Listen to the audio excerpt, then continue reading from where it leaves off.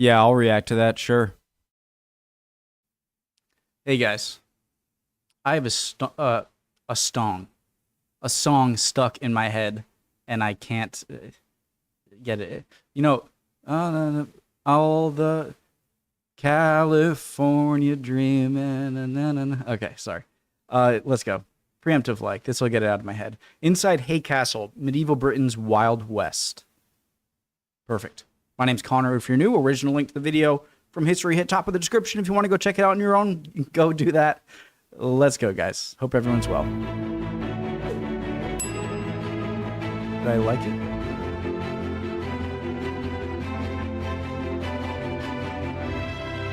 This is Hay-on-Wye, an ancient borderland. This is Hay-on-Wye. Wow.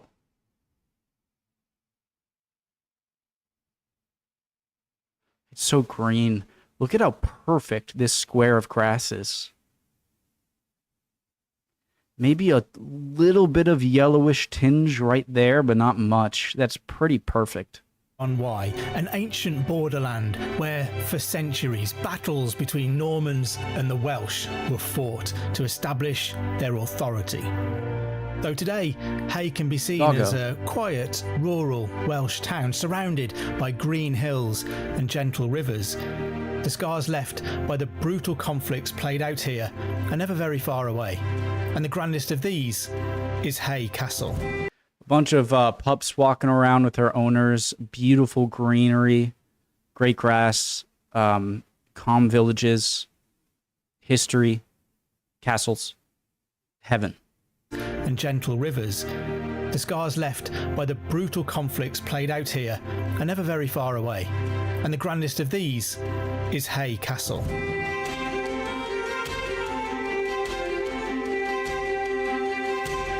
A staging post for English expansion, it was also a target for Welsh assaults. Hay Castle has only recently been restored and opened to the public for the first time in its 900-year history.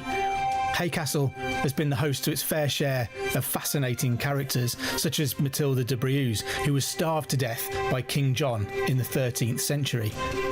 It became famous largely thanks to an eccentric bookseller who saw an opportunity in what was once this symbol of brutality to draw publicity and prestige to Hay as the world's first book town. I've come here today to learn more about those who lived here, and in particular about the self-proclaimed King of Hay.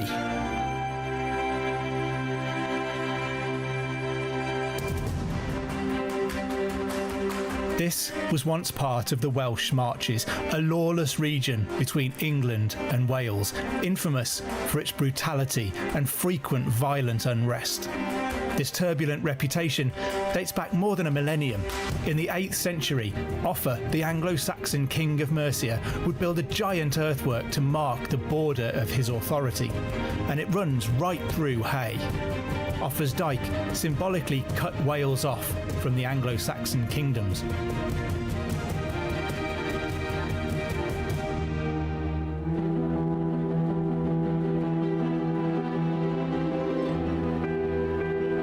When William the Conqueror took the crown of England in 1066, he found he could push his authority no further west than the old Offa's dyke. The Welsh weren't to be conquered so easily. That put Hay right on the new frontier between Normans and Welsh.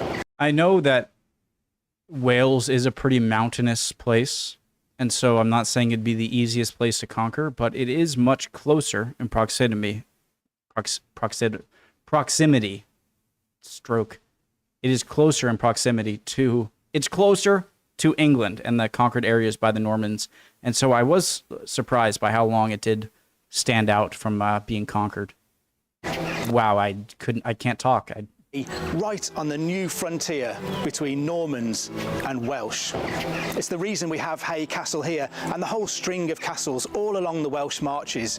It's all about the Normans trying to maintain and then push forward their frontier as the Welsh defended theirs.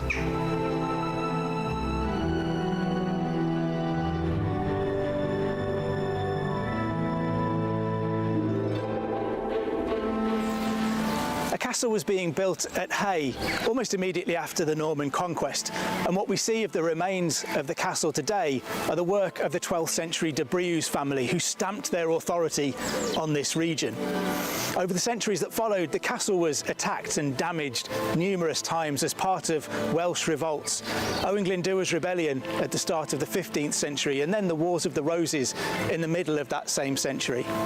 In the 17th century, a Jacobean mansion house was built here, and it became a private home, keeping it alive into the future.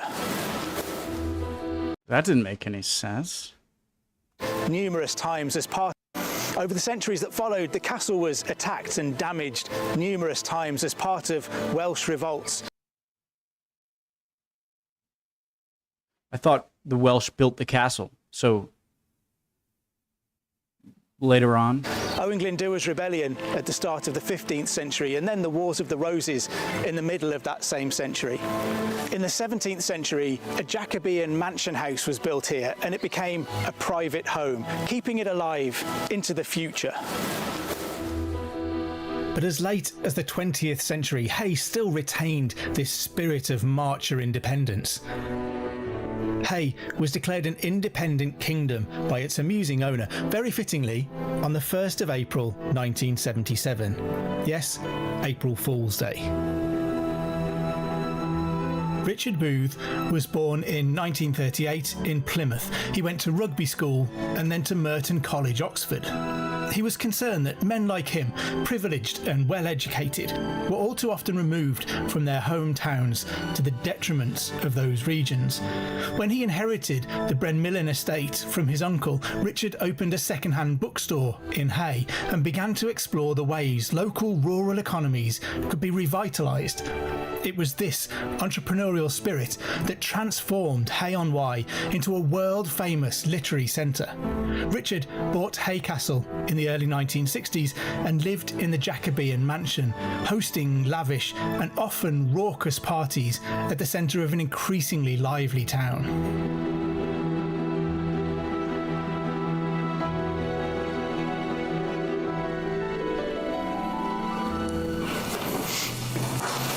And here he is, the man himself in stained glass, Richard Booth. Made me think of a Simpsons character for a second. I've never seen The Simpsons, or I've seen an episode or two, but why am I talking about The Simpsons? And here because he is, the man himself in stained glass, Richard Booth. He bought Hay Castle in the early 1960s and lived in it and partied in it, apparently one night partying so hard that one guest had to be removed from the portcullis hole by the fire brigade. He's the man who brought second-hand books and the book festival to Hay and made Hay world famous. And declaring it an independent kingdom is all part of the business strategy for that. But obviously Richard was king of Hay. He went by the name Richard Coeur de Livre, Richard the Book Heart. He made his horse his prime minister. He issued passports Caligula for travel to Hay. He was proud of it being in the marches of Wales. And he also had a few little other bits and pieces that made him king. This reminds you of a story or something I heard about in the western parts of the USA, where some guy did declare his property out there as its own separate country, and the USA didn't really bother to like stamp it out too quickly because it wasn't a threat or anything. I don't know a lot about it, but it reminds me of it. He had a set of crown jewels, of course. How can you be a monarch without your crown jewels? A crown itself decorated with glass beads from a dog's collar. A sceptre made from brass plumbing pipes with olives along the length of it. And an orb that's an old toilet ballcock. I love how far or how much energy he put into this. It's great. It pretty much sums up Richard Booth's approach to being king of Hay, really. Richard even created what he called... It would have been really funny if he made it even less ornate than it already is. And just... Okay. Pausing too much. Richard even created what he called his decision maker. So he would call council meetings and a motion would be put to the floor. Shall we have another party tonight? And then you spin the wheel to find out what the decision of the Kingdom of Hay is going to be. There we go. The party is on tonight. And of course, Hay Castle even had its own flag, the independent Kingdom of Hay's flag in the green and white colours with the emblem of Hay that would fly It's pretty cool. proudly above the castle when King Richard was in residence.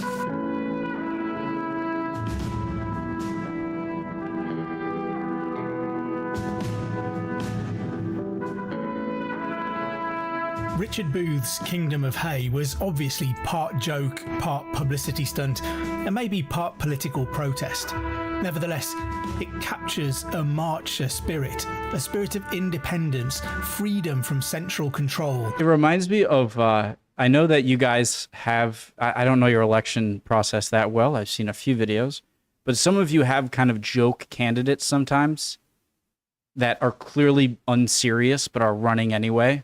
And this reminds me of that, but just as a king. An adventure, a spirit of independence, freedom from central control, an adventure that's always been at the heart of Hay-on-Wye.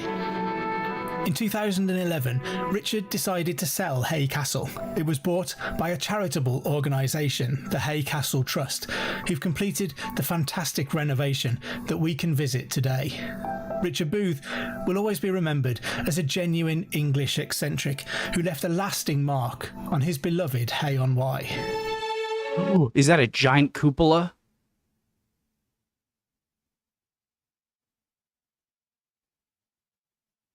I think it is.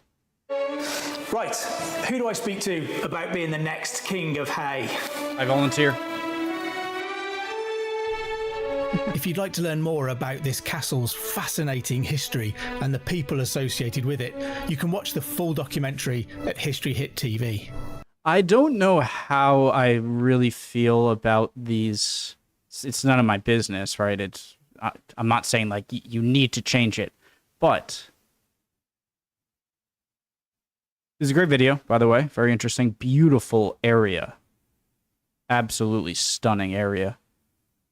But where was it where he was walking in the castle? Oh, right here. When he inherited, I don't know how I feel about the modern construction within old pieces, and I know they're not harming the old structure, right? It's just a way to go around and view the structure, which is nice. But something about it makes me a little hesitant. As long as it's easily deconstructible without harming any of the surrounding structure, I think that's fine. And it doesn't matter what my opinion is, but I'm giving it anyway. You know what I mean? Great video. Love y'all. Hope you're all doing well. Regardless of the castle, honestly, the outside areas are stunning. And I can't believe how many of these structures that I'm sure you guys don't really notice as much because you're so used to it. But it's something I'll say again forever is just how jealous I am of you guys having extremely historic buildings and sites all around your country that you can go and see. And I think that's awesome. Love y'all. Hope you're all doing well. Would appreciate any comments down below. And hopefully I'll see you guys next time. We'll keep on learning. Bye, guys.